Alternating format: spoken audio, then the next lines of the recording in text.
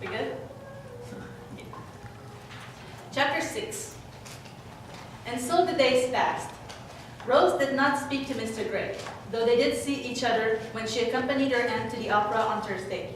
Those few moments of eye contact had been worth the snide comments that her aunt had taken to make whenever Mr. Gray was seen or mentioned in conversation. No new note arrived on Friday, which should have been a greater relief than it was. Rose had come to believe that her tormentor could read her mind, and that he would have a few choice words about her feelings for Mr. Gray. She could not quite convince herself otherwise, despite the lack of note as evidence. On Saturday morning, at breakfast time, the plans for what had become the usual walk in the park were dashed by an apologetic Robinson. "Oh, for heaven's sake!"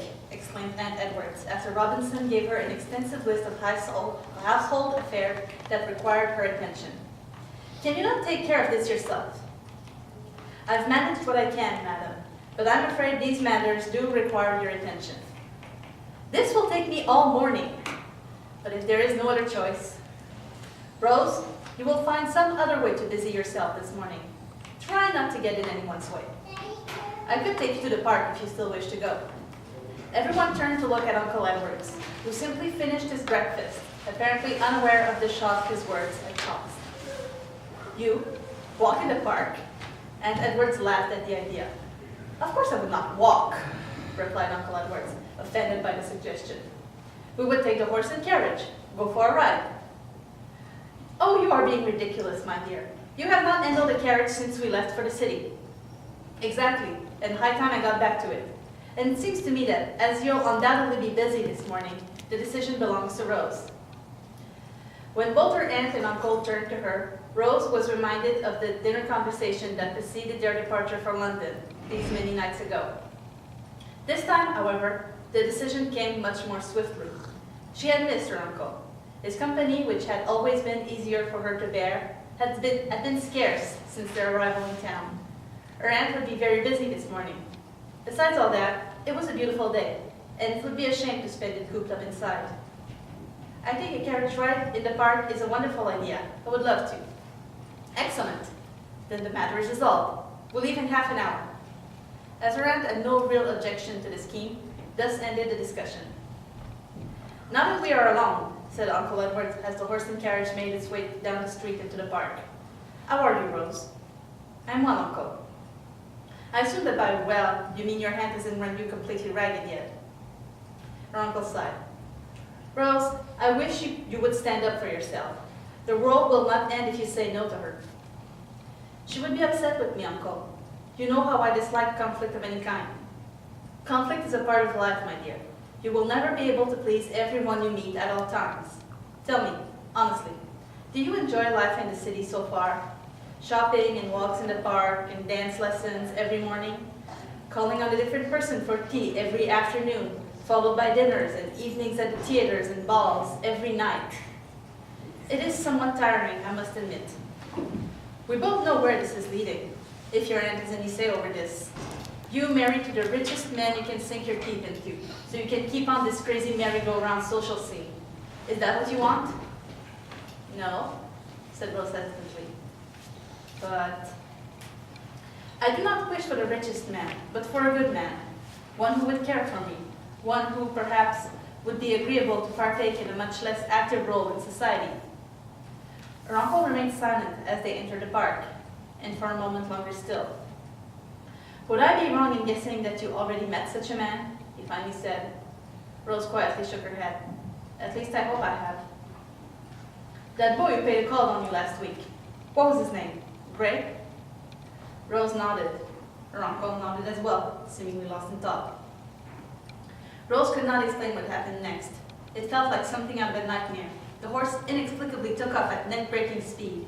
Her uncle cried out various interjections to the beast, to no avail. The reins, much too slack to begin with, kept slipping through his hands. The shouts of indignation of the passer-by turned to cries of fear and pain, as not everyone could get out of the way in time. Every time the carriage hit something, whether it was a person or a mere bump in the road, Rose was terribly jostled. After a particularly bad hit, she found herself thrown halfway out of the carriage. She watched helplessly as her hat fell to the ground, to be crushed under the carriage wheel. She feared her head would be next. It was at that moment that Uncle Edward took back the reins and violently pulled the carriage to a stop. It was too much for Rose's precarious position, and she fell. Thankfully, she was saved from a painful landing by a pair of strong hands who gripped her arm and awkwardly pulled her back in the carriage. "Are you hurt?" There was something familiar about the voice, though she was certain she never heard it before. She looked up at her savior. The man was indeed a complete stranger. "Miss?" the stranger asked again as he tried to catch his breath. Rose realized that she had not answered his question. She shook her head. She was scared but unharmed. "I believe that was enough excitement for today," said Uncle Edwards. "Let's go home." "Would you allow me to accompany you? It appears that your horse is easily startled. You may find yourself in need of assistance again." "We are much obliged to you, sir, but that won't be necessary. We reside nearby, and I'll keep a better grip on the reins from now on." "Very well, if you insist. I'll let you be on your way. Good day, sir." Uncle Edward tilted his hat to the man and awkwardly turned the carriage around. "Oh, goodness, what have you done with yourself? Where's your hat, Rose?" Aunt Edward fussed over Rose's disheveled hair and dress as soon as she stepped into the vestibule. Uncle Edward had left her at the door, declaring that he needed a drink and was headed to the pub. Something scared the horse, and the carriage went out of control. I am afraid I lost my hat in the incident. It would have been ungenerous of Mrs. Edwards to take pleasure in her husband's failure to control the horse and carriage he insisted on taking out this morning. And yet what else could explain the satisfied smile that graced her face if only for a moment? "Well, I suppose it could be worse. You're not injured, are you?" "No, my aunt." "Good. You will have to change for today, but with a careful pressing, the dress will be as good as new. We shall go shopping for a new hat soon. Go to your room. I will have Eliza join you to redo your hair and help you change." Aunt Edwards turned and made her way out of the vestibule, with Rose at her heels. The very next moment, the door opened and Robinson walked in. "Robinson?" Rose had not expected him to be out. "Where have you been?" "The grocer, miss." Rose looked down at the butler's empty hands. Before she could question him, her aunt called out, "Rose, how many times do I have to ask you to stop pestering Robinson? Go into your room. You have to change and get your hair fixed before we leave for tea." Rose did as her aunt bade, but questions and suspicions swarmed in her head like bees. It appeared most irregular to her for him to return from the grocery empty-handed. But on the other hand, Robinson should have no need to lie to her about something so trivial.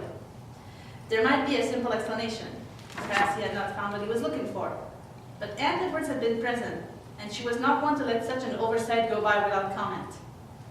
It was possible that she didn't want to embarrass him in front of Rose, but her aunt was not usually so discreet.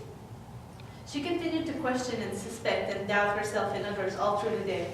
Her feelings were only exacerbated when another note was delivered to her that evening. "Would you choose the pleasures of the city over your own life? I believe this morning's event made it clear that you cannot have both." Her tormentor had scared the horses into running up then. He could have killed her. He probably would kill her unless she left London, which she could not do. This confirmation of her worst fear was not as terrible as the possibility that this tormentor was much closer than she had believed, that perhaps he lived under the same roof. This possibility Rose could neither fully accept nor reject. She slept poorly that night.